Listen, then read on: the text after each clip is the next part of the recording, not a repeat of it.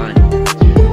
Ntabwo Diamond yasohoye umusika adakoranye indirimbo na Rayvanny, aribyo byateye urujijo bigatuma bamubaza iki kibazo. Gusa nawe basubiza bikeye Rayvanny ikirori cye kimwe kirimo gisohoka muri Wasafi, nubwo kitarashiramo neza amasezerano ye agiye kurangira, ndetse ati twamushyize ku rwego rwiza.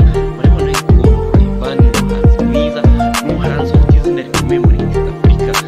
Ahangaha mvuze yuko ari muri number 5 mu bahanzi batanu bakomeye muri Tanzania, ntabwo naba nibeshye. Bityo rero twamuhaye icyo twamugombaga, kandi nawe ibyo yarabitwaye. Ati rero numva yuko kuba yagenda ajya kwikorana nta kibazo kirimo. Rayvanny rero we ikintu baratangaza, kandi ibingibi nubwo bamuzi neza, gusa ibyo ngibyo ntibyatangajwe na CEO wa Wasafi Record, akaba na CEO wa Wasafi TV and Radio.